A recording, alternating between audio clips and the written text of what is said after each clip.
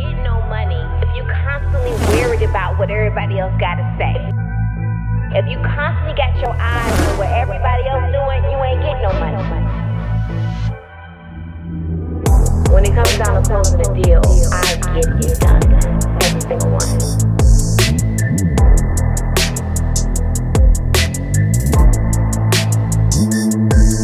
I'm just certified deal closer. Hey, welcome y'all back to another episode of Coinology, and this is a very special episode of Coinology. It is our final episode for season 2. I am so excited to be closing out another successful season, and I couldn't close it out with anyone any more special than Mr. Jack A. Daniels. Welcome. Oh, I'm special. Special. Oh, I love to be special. Special. Now, it's okay. Should we call you Jack A. Daniels or Jack Daniels? Just call me. That's okay. But call me Jack. Just call me Jack. Jack. You ain't got like. Did your parents once you name put the you? A in there, it gets weird. Did your parents name you after the drink? They, the funny thing is, I'm actually named after my dad. Okay. His name is John. Okay. But I have an older brother that's named John. So he named my brother John Jr., and he wanted both of us named after him. Jack is another name for John. Okay. So I got Jack. You got Jack. And it just happened that. So, but was the alcohol out before or after you? Alcohol been around since like the 1800s. Okay, I didn't know. See, I'm not you can tell So they knew that you were going to end up having that name. They knew it. Okay, They knew okay. it. They thought it was funny. Well, I think it's a memorable name. It comes in handy sometimes. Okay. Like sometimes I want people to forget me. Mm-hmm. But I could walk into a room and then everybody knows exactly. And it obviously has worked well for you.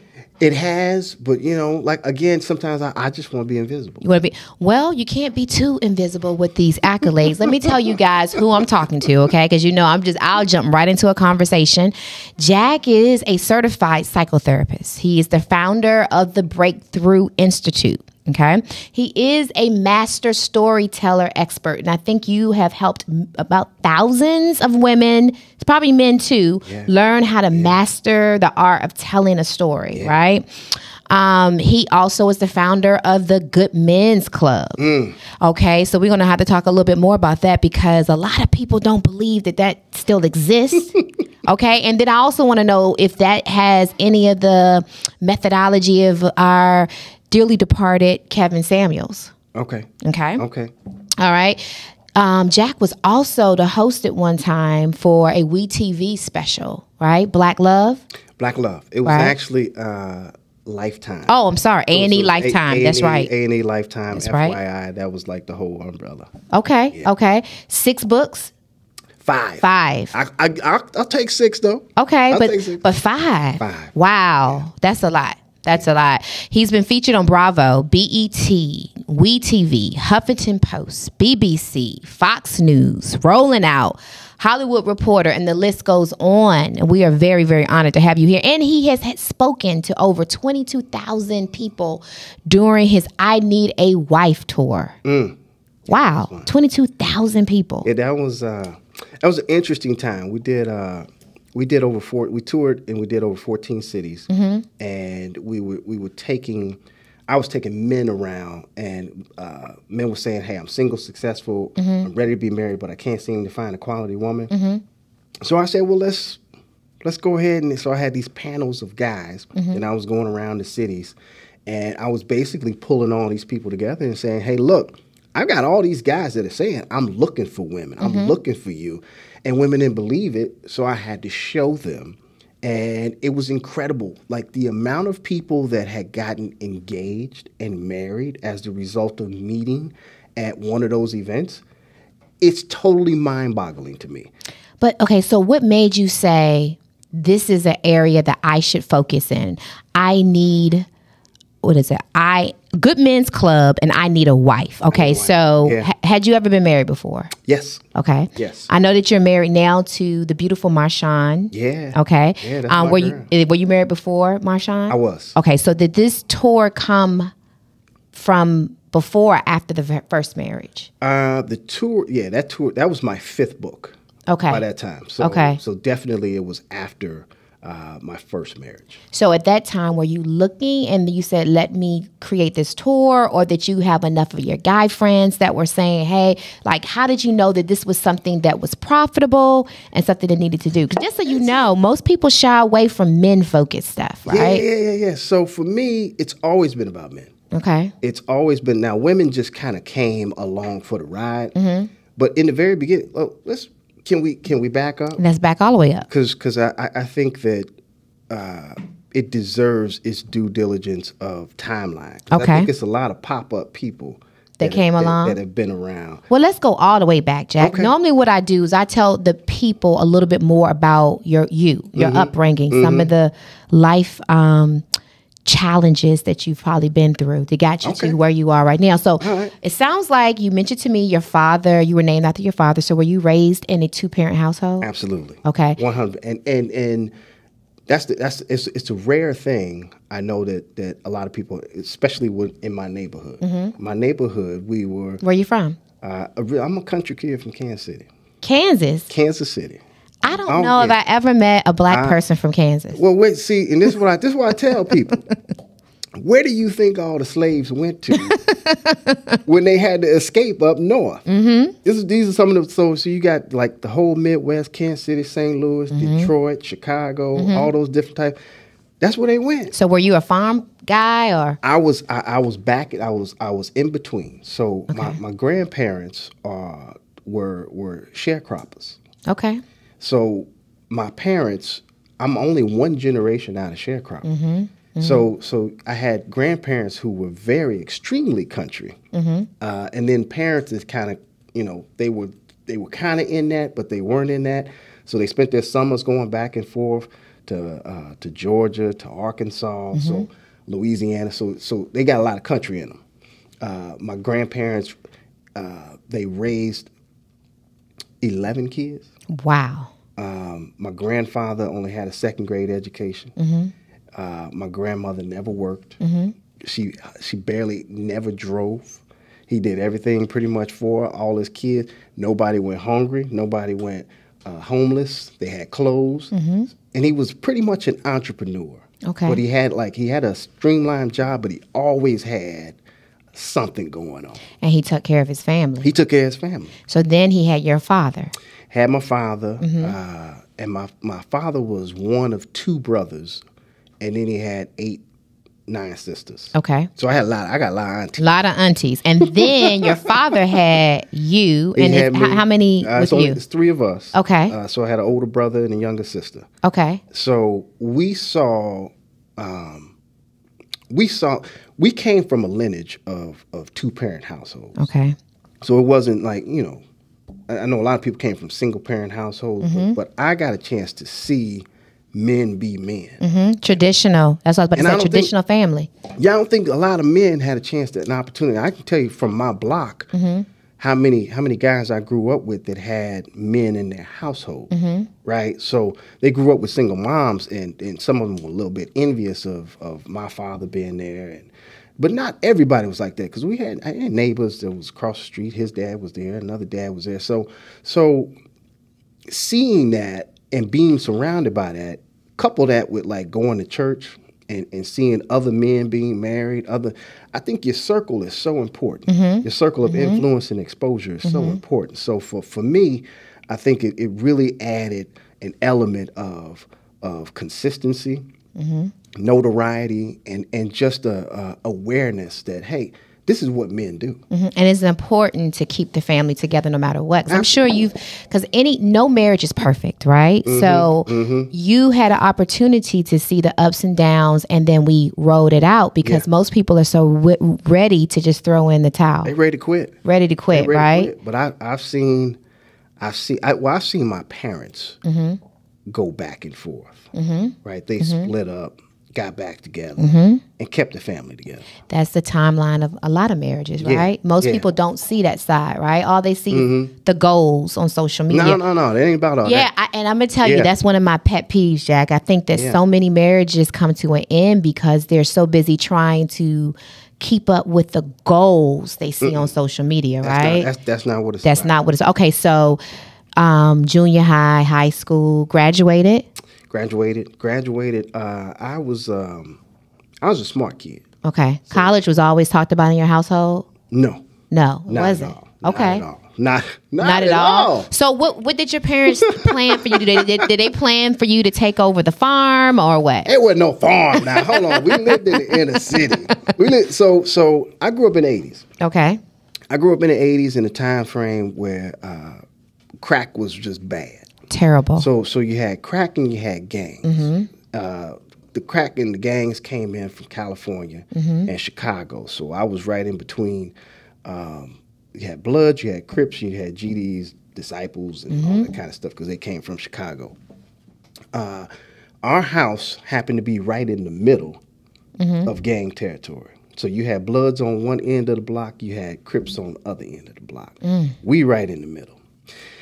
In order to get to school, to go to school, you had to walk across a schoolyard. Now, a schoolyard could sometimes be a graveyard because there's a lot of things going on the schoolyard. For me, I was able to stay in the middle of everything. I was cool with everybody. Okay. So I learned how to get on everybody's good side. Okay. So they would say, Jack, cool. Cool. I was smart and I could play basketball. Okay. So I could play basketball real good, and I was smart. So they started calling me college boy. Oh. Now I wasn't thinking about college, but I ended up going to the thing that saved my life. Is I went to a college prep school. I tested really well. So I out-tested the middle school that I was going to. Was there a mentor or somebody that said, let's put Jack into this college prep school? Especially No. This is my mama that said, you going. Okay. So your mom. That was it. She said, you but going. She didn't think about college. She wasn't thinking about college. She was Okay. thinking about getting me out of these streets. Okay. She said, you're smart. You're going to leave. I boo-hooed like a baby because I didn't want to leave my friends. My friends... These all black schools, right? So going to all black schools, college prep school had a mixture of everybody. I went from being the smartest person in the school to being average. Right. Because now you got the entire city that's at this college prep school, and everybody tested to get in. Everybody's smart. Everybody's smart, yeah. But I had something that they didn't have. I had street smarts. I had savviness. I had athleticism. So I was smart, and I still could play basketball. So I was still that guy. And through high school, I was, all city, all American type basketball player. I did all that stuff. Okay. And thought I was going to go off and play basketball. Okay. I realized I wasn't that good. What made you realize that? I mean, I'm not that big. I'm not the fastest. I'm not the strongest. I came to a realization that I am not this good to make it to the next level. And a lot of people don't have that realization. Did you tell yourself that? I did tell myself that. Now, what made you say, because, you know, a lot of people don't have self-realization. They can't really see themselves in real time, right? So how were you able to come to that? I was smarter. I felt like I was smarter. I was more smart than I was athletic. But it's hard to tell an athlete that he's not the It is. Because athletes are probably the most arrogant people that you probably but when can. you grow up in the hood, every hood has people that can play and it ain't going nowhere. So when you see them type of dudes that can jump out the gym, that can touch the top of the backboard, and they can do flips when they doing dunks, Right. it's like, you know what? I'm not that good. And for me, I knew I wasn't getting bigger. I knew I wasn't getting stronger, but I knew I was smarter. Okay. So before I left high school, and I was always entrepreneurial. Okay. So by the time I was like 10, 8, 9, 10, somewhere around there, I was selling food, cupcakes and ho-hos, ding-dong, to the entire neighborhood. Okay. Buying low, selling high. And for me, it continued that way all throughout. I don't know. I don't even know. Like, I was throwing parties before I left high school. So you were that man. I was that guy. Everybody knew. Yeah. Check out for Jack. Yeah. I don't know. I was pretty popular. Popular. So you graduated. Did you go off to college? I did go to undergrad. I went to a state school. Okay. Right there in Missouri. How was that experience for you? It was freeing For me, it was. I think it gave me. It was the first time I ever had my own room. Because I had to grow up. I grew up with my brother. It gave me a chance to be away from home, and to really tap into who I was as a man. Okay. So once I left home, I never went back.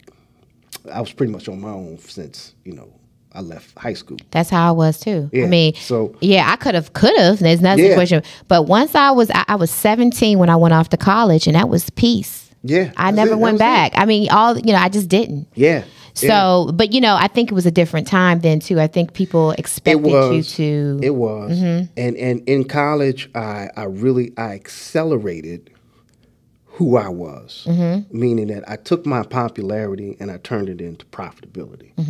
And you're doing that now. Yeah, but it was even back then. I was a party promoter. Okay. So I saw a gap, and I saw a problem that existed. They weren't having regular parties. So I went and negotiated all of these contracts with all of the club owners in a popular club district. But they weren't allowing blacks to have parties there. But I was a cool black dude. I was the comfortable black dude. Some of them black dudes, black people that make white people comfortable. I was one of them guys. You were one of those Michael Jordans and Oprah Winfrey's. They talk about you black, but not an Oprah and not a Michael Jordan type of black guy. I was cool. Okay. So I was able to talk to him in a way. So I signed contracts with him, and then I went back and I charged all of the Greek organization to come through me and to be able to have their parties. So I was like a middle guy that would take 30% of all of their profits. Good grief. Hey, man, I was. Oh, my goodness. You are a shark. I was. 30%. I said, either you can do it. I said, either you can take my deal or I'm going to throw the party myself. You throw it yourself, right? I'll take 100% of the profits or 30%. Good grief. If you want my slot. Okay, so then, did you find yourself more focused because of the money that you were making in college, or did you end up graduating? What was that like? Graduated and went to work right away. Right away. Away. I had an internship program.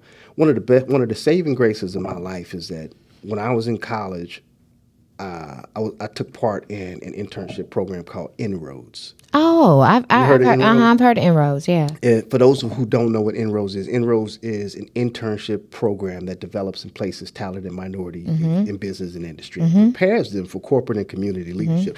That was their mission statement. Wow, you still remember that? I still remember it. I was in Inroads in high school, yeah. Yeah, I did high school, and then I went to college, and I continued in college because they got me internship. I got 2 different internships. One was with, I don't want to see company names on here. Okay. Very big telecom company. And then the other one was a very big food company. Okay. I ended up going to go work for the food company right after I got out of college. So immediately, I'm rich. In my mind. In your mind, right? In my mind. I'm like, and I'm sure everybody back at home in Kansas City, they talking about Jack doing it. Yeah. He made it.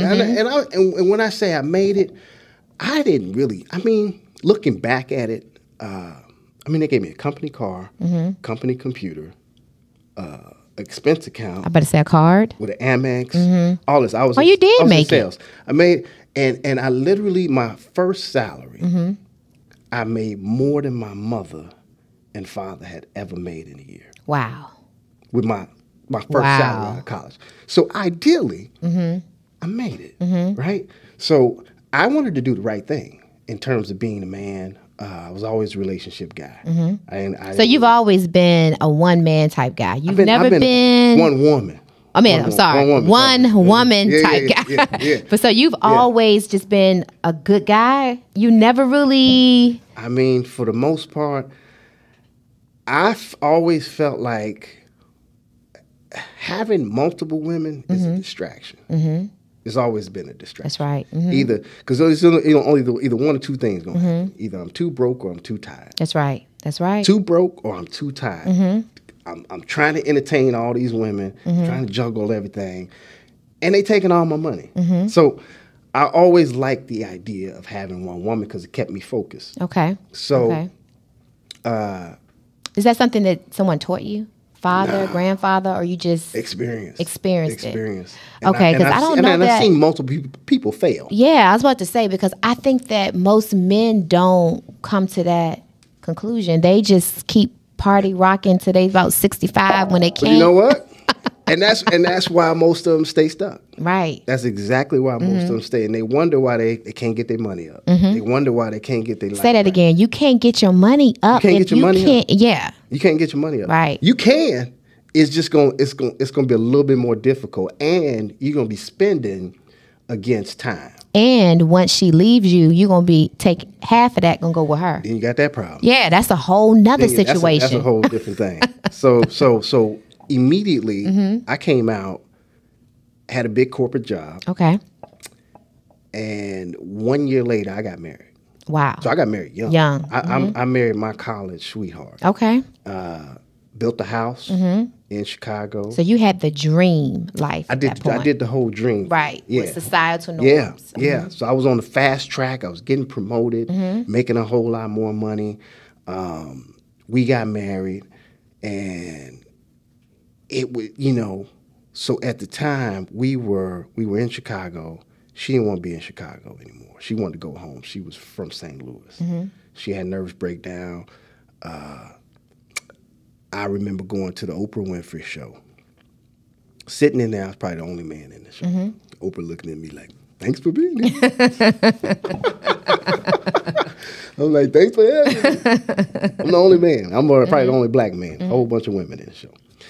And I remember the guest that was there said, "If you don't go after your dreams, you're going to have a lifetime of unhappiness." And I said, and I thought about that, and I said, well, is this really where I want to be? Is this really what I want to be doing? Working for this company, doing these things, monotonous things. I wasn't growing. I didn't feel like I was fulfilled. Now, I was still young, but I thought the move was going to be a good thing. It was a good thing from an entrepreneurial perspective. Immediately when I got to St. Louis, I started planning my exit strategy, which was buy businesses, buy real estate, until it affords me the lifestyle that I don't need to depend on a different company, right? So, and that's what I did. Okay. I went and I bought my, as soon as I got there, I bought my first laundromat. Okay. I know, non-traditional thing, but laundromats make a whole lot of money. They do. People don't realize how much money they make. Bought one, figured out the blueprint, bought another one. Figured out that blueprint, bought another one and another one. Bought a whole bunch of real estate. Now I got all of this continuous cash flow. And I'm doing pretty well. I'm still working my 9-to-5 job, by the way. Okay. So money was good. The relationship was failing. We'd actually were trying to have children because we were building a dream, right? We failed at having children 3 times. Took its toll on the marriage. So much so that she came home one day, she looked me in the eyes and she said, "I do not want to come home and be reminded of what I cannot have." And that's what you do. You remind me of what I cannot have. So I would rather be by myself than to be reminded of what I cannot have in terms of kids. So she wanted to go. Now that broke me as a man. I found myself in a fetal position. Did you ask her not to go? Oh, yeah. Yeah. Yeah. I tried. I tried. But she was real. She was bent on doing it. But you can't hold on to something that doesn't want to be held on. That's right. So that's right. I said, my spirit told me, like, God said, just let her go. If it's meant to be, she'll come back to you. That's what everybody said. She'll come back to you. That's what my uncle said. And I said, all right. So I let her go. I was broken. I was depressed. I felt like I did everything right. How could I end up in this position? For somebody who was good to his woman. I didn't cheat. I didn't beat. I didn't mistreat. I didn't, like... You provided everything. We going to church. We, like, everything. The whole 9 yards. And for whatever reason, this happened to me. So I'm in this depressive state. Didn't cut my hair when I had hair. Didn't shave. Didn't do anything, and I'm just going through this cycle. And I'm trying to figure out how to get out of this rut. So, and this gets back to your man question. I'm searching for avenues for help. I'm going to counselors, group sessions, and every group. So I go to this group talk thing, and it's all these people sitting in this circle, and I'm like, this is good. Hey, so tell us, Jack, how are you dealing with this? I'm like, man, I just want to shake her. And they like, hey, whoa, buddy, too much aggression. It was a bunch of white people. They didn't understand. I ain't saying I wanted to. They said, hey, Jack, you're so angry, violent. Right. I mean, hey, buddy, so violent. I'm like, I ain't saying I want to put hands on. I'm just saying, I'm trying to express how I'm feeling. Frustrated. They didn't get it. I couldn't go to work and talk about this because I'm surrounded by more white people.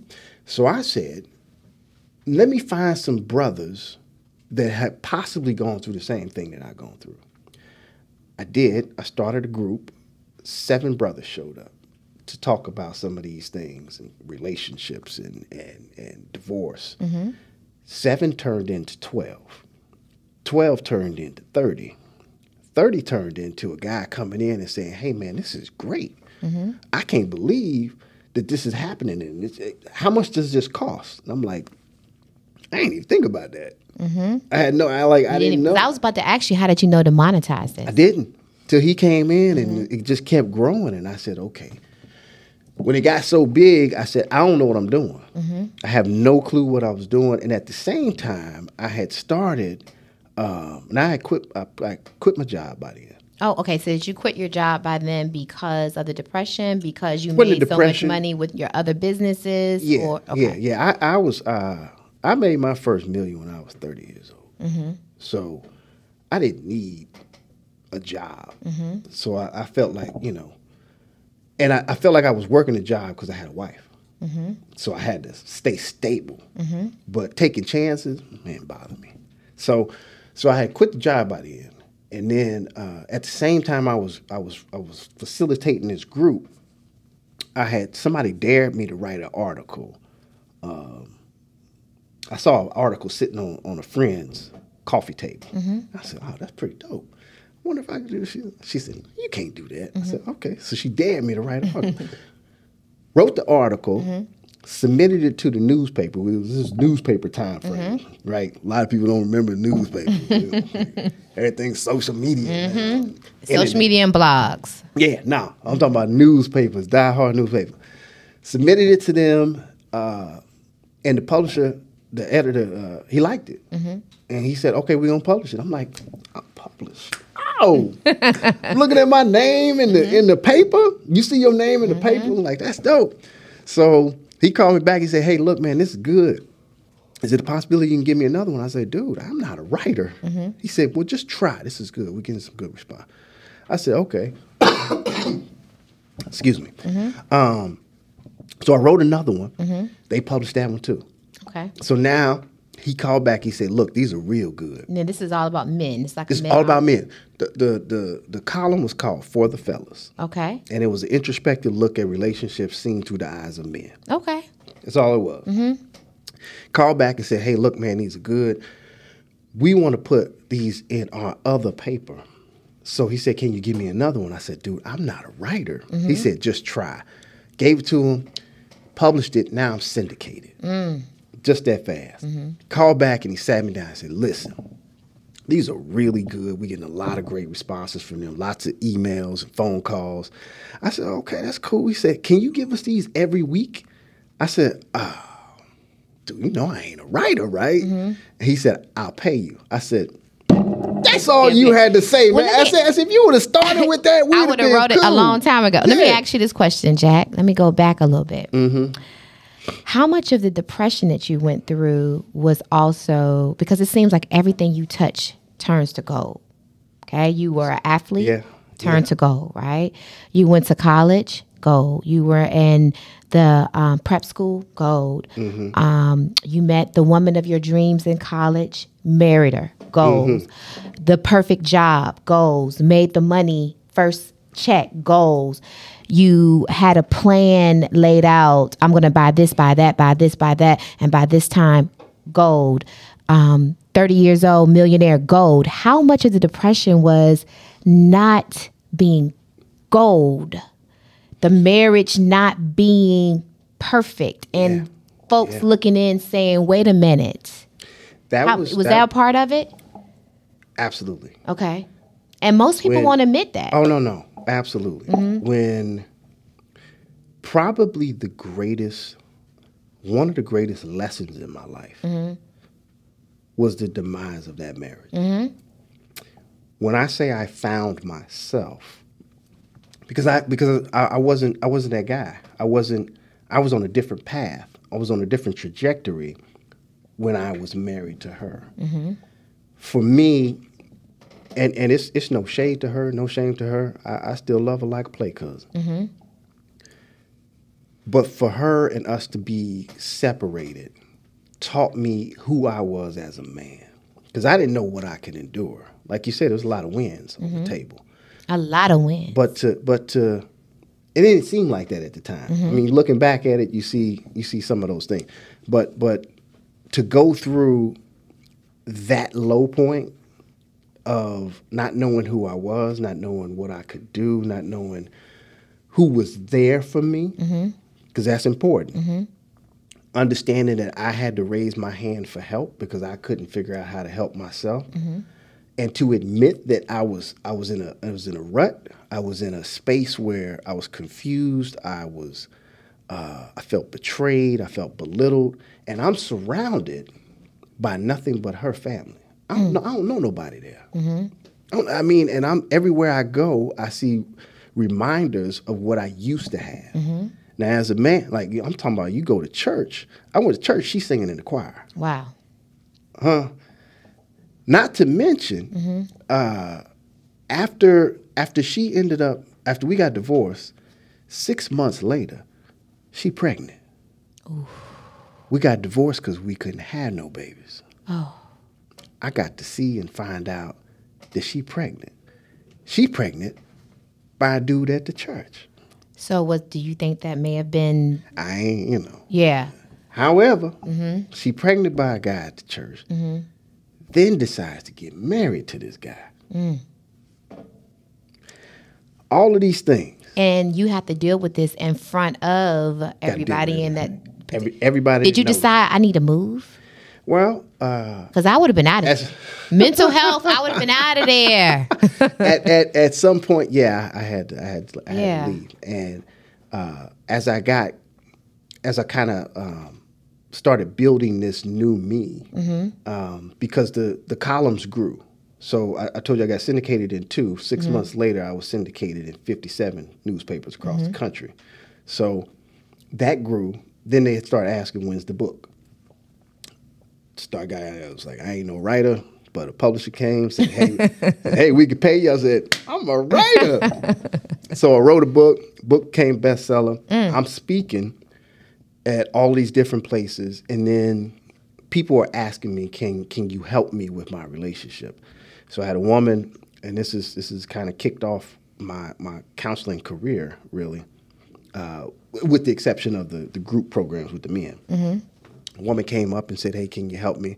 I said, that's not what I do, ma'am. I'm a writer. That's, thinking I'm a writer now. She said, can you help me? I said, that's not what I do, ma'am. She said, I pay you. I said, you should have started with the money. If you start with the money. Yes. She paid me $2,500 to help her for 2 hours. Okay. I was good at something that I didn't realize I was good at. She referred me to 3 of her girlfriends. I did the exact same thing. They kept passing me around like a hot potato. Now I'm flying around the country helping all of these people fix their problems really fast. That turned into an incredible stream of income and business for me. And I ended up coming down to it. I came down to Atlanta, and I did a and you've been around for a while. I did my first national TV spot was on was on Fox and Friends. Okay, yeah. Believe it or not. Yeah. When the Fox and Friends was they wasn't as controversial as it was back then. Yeah, because Fox didn't start off being. They didn't start off like that. Yeah. They I'm kind of embarrassed to even say I used to be on there, but I did. That was my first national spot. I was doing these local shows like Good Morning Nashville, Good Morning, like I was, Memphis, like stuff like that, and I was getting better at articulating my stuff. And I said, and I saw the numbers go up when I did a national spot. And I said, it would be great if I had a regular national spot. So I wanted to get on to one of the shows that I felt like I could be the regular guest expert. Oprah had Iyanla. There wasn't a lot of black women or black shows around back then. Oprah had Iyanla Vanzant. Tyra was trying to figure it out. She wasn't going to be around long. She had a bunch of rotating people. You had Whoopi Goldberg, Star Jones, who else? Sherry Shepherd was the entertainment person for The View. So you had The View, you had Oprah, you had Tyra, and then you had the Monique show. Monique was popping at one point. The Monique show Was popping. And it was filmed in Atlanta. So I kept coming back and forth to Atlanta helping all these people. And I said, well, let me get a condo down there, see if I can't get on to the Monique show. It was a nighttime show, but I figured this was a good route and a good avenue that I could possibly get on. I come down, get a condo here, still had a house in St. Louis. As soon as I get here, Monique show gets canceled. I said, that's cool, okay. But I was still doing a lot of things. But I literally came to Atlanta because I wanted to be on the Monique show. And I parlayed that into, lots of clients. And then 2010 came along. About 2010 came along, and I met. I was at a party. It was a party with a mutual friend, and I met Tommy Ford. Okay. Me and Tommy hit it. The late great Tommy Ford. We became inseparable. I mean, when I tell you we were brothers from another, like literally that was my guy. I mean, and to a point where people like, you need to not be with him all the time. So hung out with him, started doing lots and lots of, he was just like a television nut. Like he just was filming everything. And he wanted me to be a part of it. I got a chance to sit back, look, listen, learn from him because he'd been in the industry so long and had access to so many different things. So he taught me a lot about, the entertainment business or whatnot. Put me in a lot of shows that you'll probably never see because television wasn't the same as it is now. If you had if streaming was around now, he'd probably be like one of the biggest producers, biggest ones ever. But it just wasn't around. So I learned a lot from him, but I also had a chance and opportunity to truly, truly grow my business from there. But it taught me to center and focus on what it was that I was good at. You know, what I always tell people, and one of the things that I think is a recurring message here at Coinology is that moment, the life-shattering moment that most of us try to run from, hide, not tell that story, avoid, if you face into that. Yeah, lean in. Lean into it, deal with it, face it. That is the place where your millions reside. Yeah, sometimes. Okay, you don't believe it? Sometimes. Okay. I think that's, well, I believe it's your testimony. Yeah, let me say it like this. Okay. It depends on what business you're in. It really depends on what business you're in. Because I think that if you're talking about it from a personal branding standpoint or internet marketer or online personality, I think, yes, if you lean into it, that's where it lies. But there's a whole lot of businesses out there that you don't need to be the face of. Well, what I look at it is, I think most people struggle finding out what their purpose is on this earth. A lot of people die never knowing what their true purpose was. And I think it's because most people live a facade. They won't deal with what's painful, what's embarrassing. They avoid it. Yeah. And so I think leaning into it. I agree with you. I always like to caution people. Like, okay. all these experts popping up trying to be. Oh, yes. You know, that part is where I'm getting around to. It's like, you know, you don't Everybody have is you don't an have the expert. breadth and the wealth of experience to actually be talking about what it is that you're talking about, or trying to put yourself out there and then help somebody. If you But have what's the difference then, Jack, of an empowerment speaker and those who really truly are a psychotherapist, somebody who really truly can impact a change? Because I'm going to tell you, about 99.9% of the conferences that are out here, you leave there in the same position that you were when you walked in, except for you're just excited, right? And the excitement wears off by the time you get home and you're still in the same situation you were. What's the difference? They ain't work with nobody. They have not. A lot of people that you're seeing now, ask them who they've worked with. I'm talking about real work. Real work. Who have you counseled? Who have you coached? Who have you worked with? And what have you been through? Because I'm a firm believer too. If I were to go to someone and ask them for advice about relationships, about business or whatever, I need to have seen a cycle. I need to see that you have gone through the cycle of a relationship, cycles of business before you can give me I agree with that. advice. I agree. And I think that there's so many people that have not done the work. And when I'm talking about the work, look,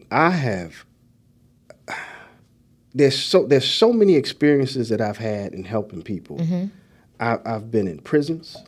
So I've counseled people from presidents of corporations to prisoners in cell block D. I've been in strip clubs where I've been kicked out. The mother hen has brought me in to kind of streamline the process of some of the people that are broken in there. But, you know, the head guy has kicked me out because I'm helping the women so much that they leave in the club. So what I'm saying is I've had experiences from that to being the suicide prevention hotline, being one of the operators. Like, you know, you see what I'm saying? Like, how many people have you helped? How many people have you counseled? Have you coached?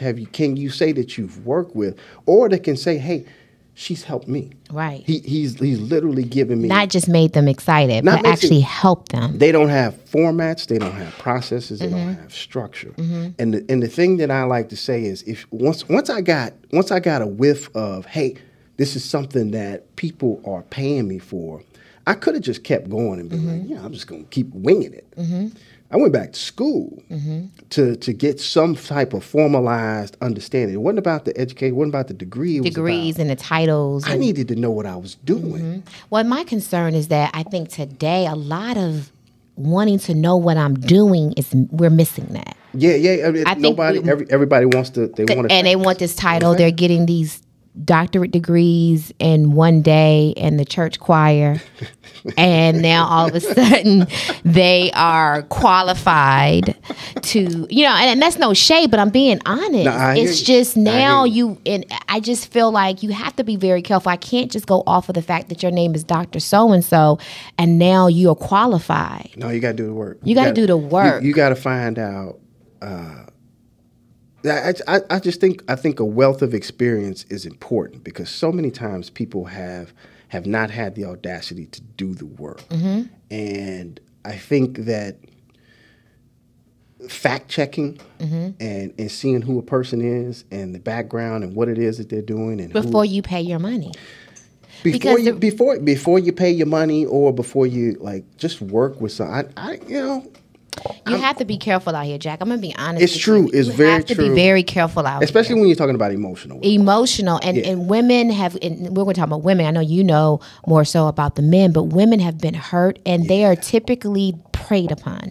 You know, the church will prey upon women. Men prey upon women. And now you have emotional driven empowerment speakers that know how to prey upon women. And so you have to be wise out here to make sure that the people that you're turning to really truly can help you.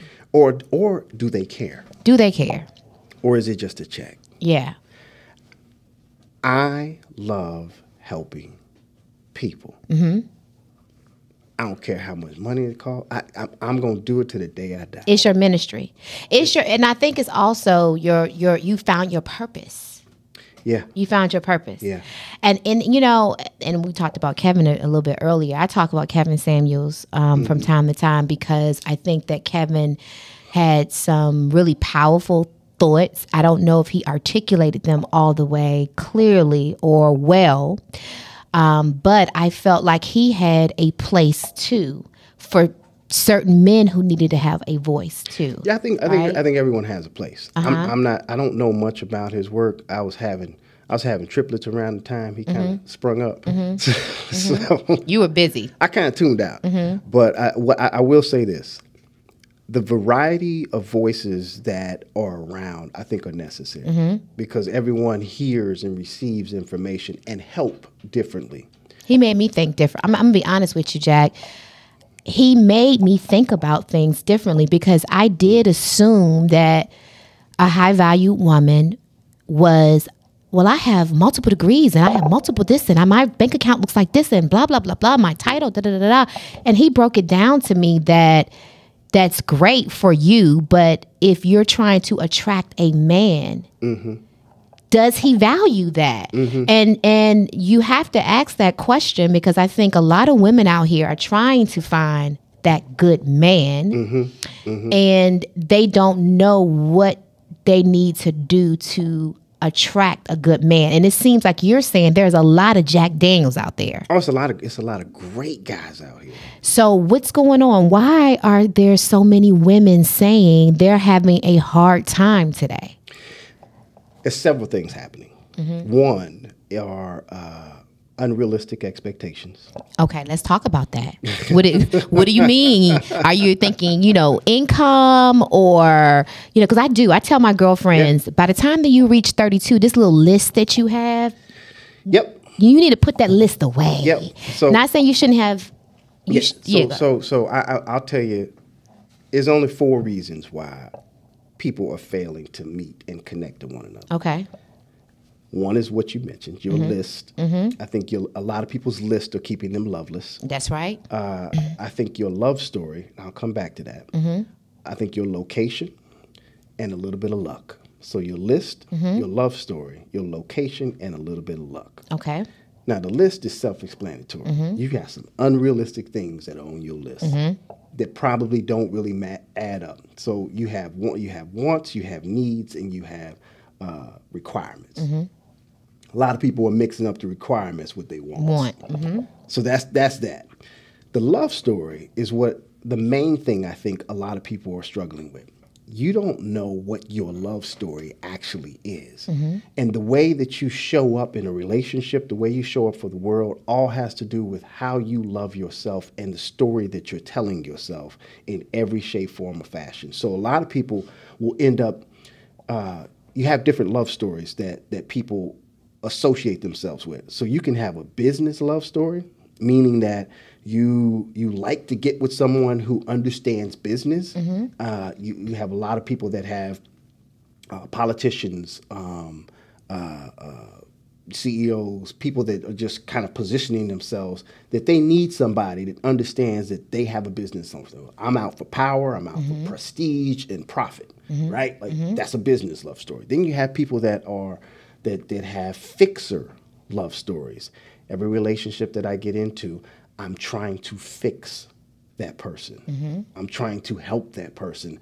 That person happens to be getting out of a bad marriage, happens to be just leaving their job, happens to be in transition at their mama's house. I'm going to help them. I'm going to fix them. Identifying who you are. Some people have a sex story. It's just about the sex. Some people have a fantasy story. I want to be swept off my feet. I want to be made to feel like I'm that chick, and et cetera, et cetera, et cetera. How many of those stories are warped because they didn't see real marriages at home? It's on social media too. Yeah, I'm not even gonna say that it's marriage. We're talking about getting into a relationship. Just getting to know someone. Just getting to know someone. These are some of the things that you're looking for when you're looking for the wrong things. You can't put a fixer with a business story. Well, how about this too, Jack? People seeing a man show up at the girl that he's courting, and roses throughout the entire home. A Hermes bag arrives. The average everyday person can't afford that. Yeah, that don't happen. And so when he doesn't do that for you, you assume That's unrealistic. It's unrealistic. But it's on most of these women's lists. Yeah, and which the list has to be corrected. Okay. So you got the list, the love story, and the location. Now, a lot of women happen to be in bad locations. Atlanta. That's not a bad location. It's not? Atlanta is it's one of the greatest places. Where do they need to go? To find men. All of my single girlfriends would dispute lying. that. They would dispute it. Lying. I've known people, Jack, who haven't been on dates in a decade. That's their fault. That is literally their fault. That's a problem. I get people that ain't been in a decade. I have another woman that ain't been on a date in 27 years. Wow. Now, what in your mind says that you should just stay cooped up in the house and keep doing what you're doing? Now, I know some women get caught up in raising kids, et cetera, et cetera. They find themselves, that's their identity. But to not go out anywhere in 17 years, come on now. It's hey, look, I met my wife in Atlanta. I got another friend that just got engaged in Atlanta. I got a cousin that got engaged and married in Atlanta. I got a friend. I got multiple friends meeting their wives. So Atlanta is not a bad location. Look, people have misconstrued the truth with lies and gossip. Okay. Here are the facts. Atlanta is a major metropolitan city. Let's call it according to the U.S. Census, it's about 1.2 million people in the city of Atlanta. Now, you're talking about the outskirts, the city of Atlanta. And since we're talking about location, which is the third one, out of those 1.2 million, let's call it like 50% of them are black. Okay, so that's 500,000 people. Just talking about the city, 500,000 people. 49% of those 500,000 are men. 51% are women. Let's just say out of that 500,000 people, okay, we're going to take out 100,000 of that, call them gay. Right. Okay. I mean, right, you gotta. We hear, they we know they hear. Right. All right? Now you got 400,000 people. Now, 35% of that 400,000 are in between the ages of either under 18 or over 65. That's 35%. Now you got 16% left. It's roughly 200-some thousand. 200-some thousand. You divide that in half. You got 100-some thousand available single people for each other. And when I'm talking about that number, I was talking about single people. I ain't talking about like married people. Single people. 1.2 million. Those are the numbers. Those are the facts. Now this whole 22 to 1 and all, where they getting that from? I think what is happening. This is the census. Like what they're going back to also what Kevin Samuel also said too. The Hurt story. Everybody's going after that same one guy, and they could be, and because maybe I don't say you're going after the same one guy. I think that people have an idea of who they want or what they want, and that's that unrealistic expectation. And then what's number 4? Number 4 is luck. Luck. Okay. Just a little bit of luck. Just a little bit of luck. Because right? you never know when you're going to run into somebody, how you're going to run into somebody, and putting yourself out there and being in a space or a place that you're positioned to actually be seen, to be found, to meet someone. So I think that the list, the love story, your location. Some people are in locations where it's just bad. It's just hard. Like if you live in Spokane, Washington. Yeah, good luck. I mean, and you looking for good luck. So location, and then I always like tell women why are so many single black women living in the suburbs? Why are you there? If you single and you looking to mix and mingle, you don't need to be in the suburbs. Go into the city. You have nothing but married men and sugar daddies in the suburbs. It's like, well, I keep going to the grocery store. I keep going to wherever, and all I see is married men. You in the suburbs. Yeah. Like, what else you gonna see? Yeah, that's you're true. literally in the suburbs with families and children and et cetera, et cetera. Go to where available quality men are.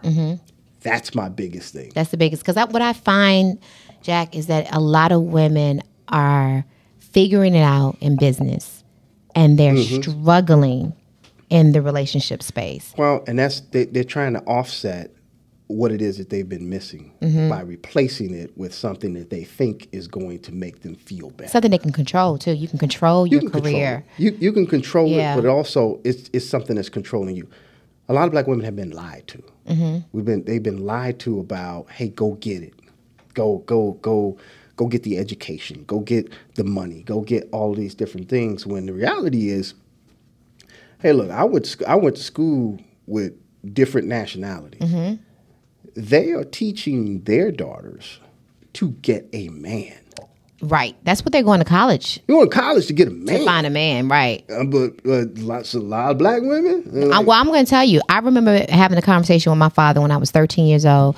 Because, you know, I grew up in a 2-parent household, too. And my father was very instrumental in me. But my father also, I believe, was one of the reasons why I'm so alpha today. Luckily, I did find a husband and had a family, so forth. But my father always taught me principles to prepare me for, in the event that you don't get married, or if you don't, he wanted to make sure I knew how to take care of myself. He wanted to make sure I knew finances. He wanted to make sure that I was okay.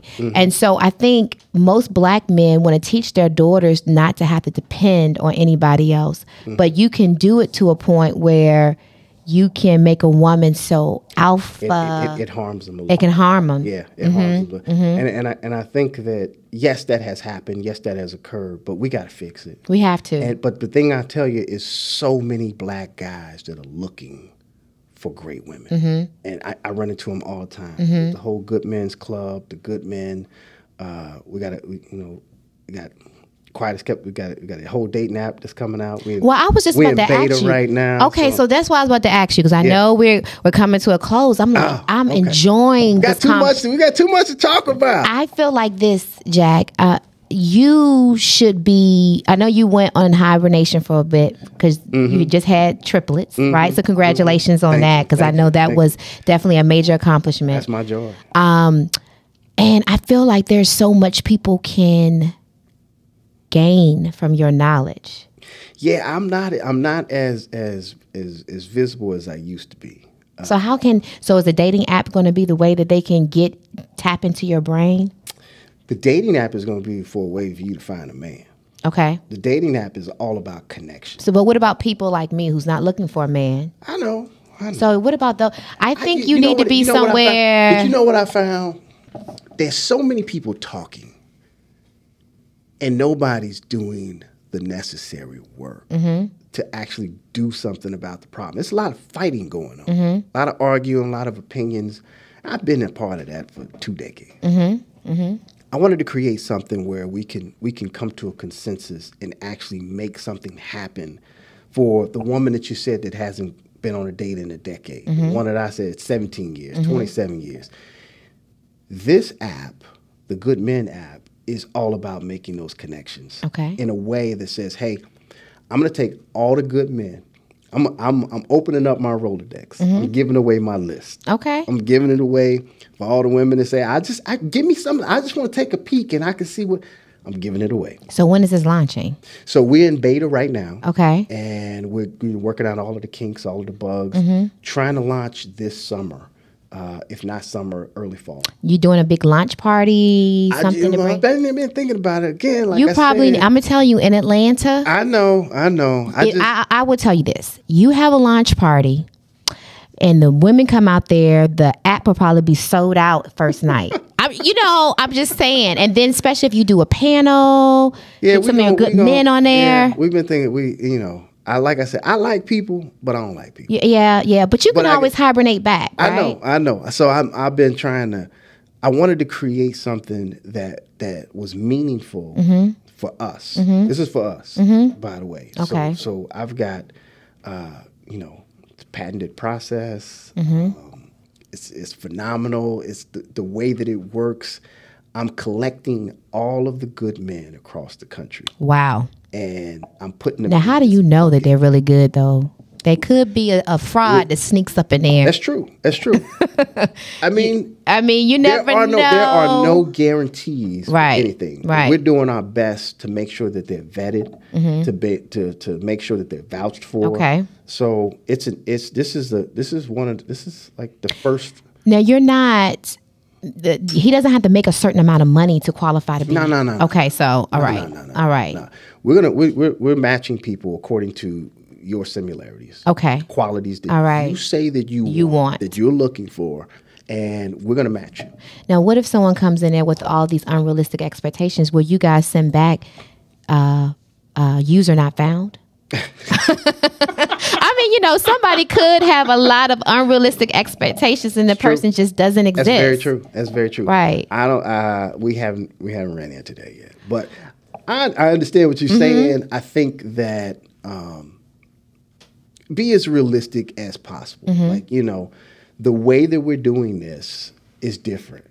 It's not like 1-to-1. Hey, I'm gonna swipe. Ain't no swiping. Ain't no user. You browsing through users, flipping through endless pictures, all of that. No. You tell me what you want, I'm gonna go get it for you. Okay. That's what we're doing, because we want to cut out the minutia and just the monotony of not being able to really. Most people don't even know what they want. Okay, let's be clear about that. They don't. They say they want one thing, but they don't really know what they want. So I'm cutting through all of that and saying, here's a process that has been working. Try this. So I want to take that same woman that you said that hasn't gone out in a decade, which means she has no options. I want to take her from no options to more options that she can actually. I'm a producer too, right? Yeah. So all of a sudden, I just saw a show. Yeah, well, I got lots of content. I've been. Oh my gosh, I'm just thinking about that. Like all of these women out here who haven't been on a date. Yeah. And more. So let me just say this. If you have not been on a date in 5 years or more, please email me. All right. I just had an idea. Yeah, that's one of the things. That's one of the things I do with Story too. They need to see a little bit more of you, Jack. We working on a couple things. Yeah. I think you need to be out there, and I think that more women need to hear from you, because you're giving dosage of reality that aren't bitter going down. I think that was some of the parts that Kevin had. It was tough to digest. Yeah, but he was giving some realness. There's always a little bit of truth in sarcasm and. I don't think he was being sarcastic. Bitterness, however you want to call it. It was just probably who I he have was, not right? subscribed to it, so I have no. Yeah. He could walk right by. I don't know who the guy is. Well, Kevin was no joke. Okay, I don't even know. Okay. But, I mean, I'm just saying. Like, I missed all. There's so many talking heads out here today. There's so many.